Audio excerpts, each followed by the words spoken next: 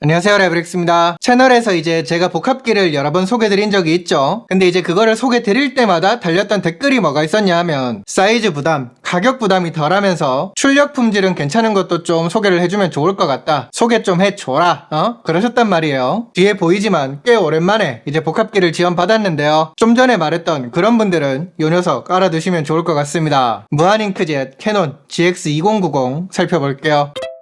전반적인 디자인은 기존의 GX 복합기랑 비슷한 모습을 보여주고 있어요. 그러니까 기본적으로 깔끔, 심플한 느낌이라는 거죠. 근데 그런 것보다 이 모델이 갖고 있는 장점은 크기입니다. 복합기는 너무 커서 부담이다. 많은 사람들이 갖고 있는 편견 중에 하나죠. GX2090은 컴팩트한 외형 덕분에 어지간한 공간 어디든 잘 어울리는 특징이 있어. 실제로 지금 데스크 위에 올려둔 것만 봐도 요게 평소에 생각하던 복합기랑 완전히 다른 거를 아실 수 있을 거예요. 특히 이제 요렇게 보여도 프린트는 물론이고 복사, 스캔, 팩스까지 다 가능한 거니까 그런 점을 생각하면 이 사이즈는 더 메리트가 있지 않나 그렇게 생각이 됩니다. 왜 이제 보통 아담한 거는 방금 말한 것 중에 일부가 빠지기도 하고 그렇잖아요. 그죠? 그 외의 외형을 좀 더 살펴보면 외부에서 잉크가 얼마나 남았는지 바로 확인할 수 있고요. 보시는 것처럼 2.7인치 크기의 터치 LCD 디스플레이 패널이 있거든요. 이게 각도 조절도 가능하고 조작성이 꽤 편합니다. 터치에 뭐 각도 조절이 되는 거는 많은데 왜 때문에 이게 편하냐? 그렇게 생각하신 분 계시죠? 자주 사용하는 설정을 맞춤 등록해가지고 작업 효율성을 높일 수 있어. 나한테 맞춰서 쓸 수 있으니까 더 편하고 좋은 거죠. 그러면 이제 GX2090이 어떤 특징이 있고 활용이 가능한지 볼게요. 우선 요 녀석은 최대 250매 카세트 적재가 가능합니다. 저 같은 개인 사업자라면 크게 문제가 안 되는 수준일 것 같아요.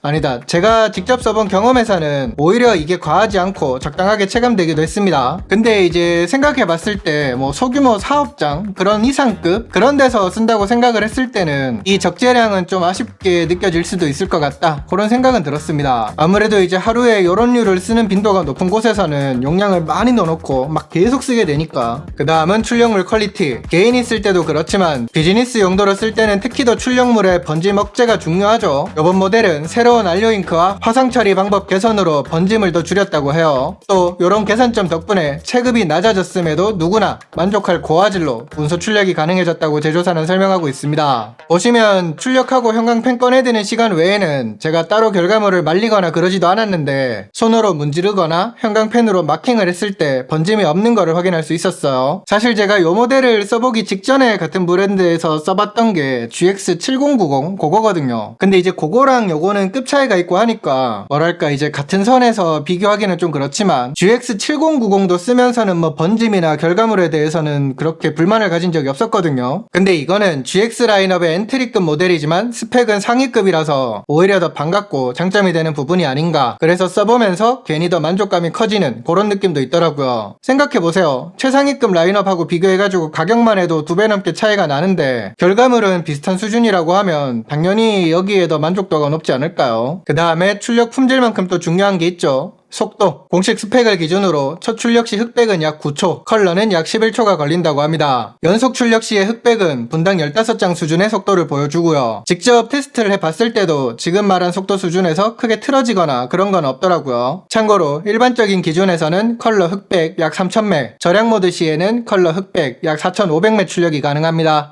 그 다음에 이제 매번 복합기를 소개하면 요거 많이 물어보시더라고요. 관련 제품군에서 생산성하고 효율성을 따질 때 빼놓지 않고 언급되는 기능이 ADF죠. 이것도 가능합니다. 최대 35매 ADF 급지가 가능해요. 다만 단방향입니다. ADF 자동 양면 스캔 등은 지원하지 않는 거는 미리 알아두시는 게 좋을 것 같아요. 그리고 뭐 보통 요런 류의 활용이라고 하면 단순 문서 출력 정도를 많이 떠올리고 하는데 사실 요 정도 용도로만 쓰지는 않죠. 기본적으로 요게 출력 품질이 좋다 보니까 사진을 뽑거나 할 때도 만족도가 높았어요. 특히 캐논에서 나오는 픽스마 포토 용지를 활용하면 사진을 좀 더 맛깔나게 출력해서 쓸 수 있습니다. 포토 용지는 종류가 꽤 다양한데요. 몇 가지 보여드리면 많이들 쓰시는 10x15cm 크기 용지는 기본으로 있고요. 요걸로 출력하면 뭐 요런 느낌 괜찮죠? 그리고 A4 사이즈로 포토 출력을 하고 싶다고 하면 글로시 용지 혹은 뭐 매트 용지가 있습니다. 어떤 느낌으로 출력하고 싶은지에 따라서 용지를 정해서 사용하시면 되는데 결과물 자체는 어쨌든 일반적인 A4 용지 대비해가지고 훨씬 좋아요. 또 재밌는 것 중에 하나는 스티커처럼 쓸 수 있는 용지도 있습니다. 요거 재밌더라고요. 뭔가 기념될 만한 걸 뽑아 뽑은 다음에 붙이고 하면서 쓸 수 있으니까 이런 것도 꽤 재밌게 쓸 수 있겠죠. 그 외에도 크리에이티브 파크 기능으로 팝업 카드, 미니어처 등 다양한 만들기 도안을 무료로 활용할 수도 있습니다. 요즘처럼 연말 혹은 새해를 맞이하는 시기에 특히 써먹기 좋은 기능이지 않을까. 마지막으로 당연히 스마트폰을 연동해가지고 문서 또는 사진을 출력할 수도 있어요. 아주 간단하게요.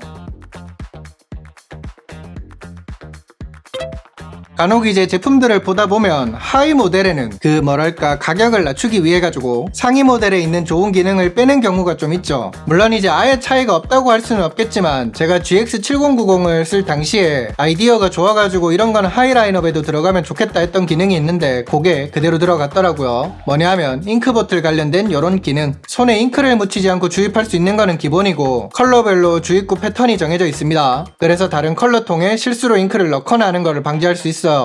그리고 꽂아두면 자동으로 잉크가 채워지니까 꾹꾹 누르고 그럴 필요도 없으니까 좋았고요. 그리고 또 하나 간편해야 좋은 거, 유지관리. 복합기 전면에서 기본적으로 유지관리를 할 수 있게 설계가 되어 있더라고요. 대표적으로 사용자가 간단하게 교환 가능한 카트리지 구조를 갖고 있는 것도 칭찬할 포인트가 아닌가, 저는 그렇게 보였습니다. 그러면 이제 요거를 써보면서 아쉬웠던 점은 뭐냐? 개인적으로 가장 아쉬움이 컸던 거는 아까 말했던 ADF, 이제 자동 양면 스캔 등이 안 되는, 미지원하는 그게 아닌가 싶어요. 물론 이제 일반적인 개인이라면 요게 크게 체감되지 않을 수도 있습니다. 근데 이제 사무실 같은 데서 쓴다고 생각을 해보면 분명히 이 기능을 많이 쓰게 될 텐데 그럴 때 이제 번거로움이 있는 부분이니까 좀 아쉽지 않나, 그런 생각이 들더라고요.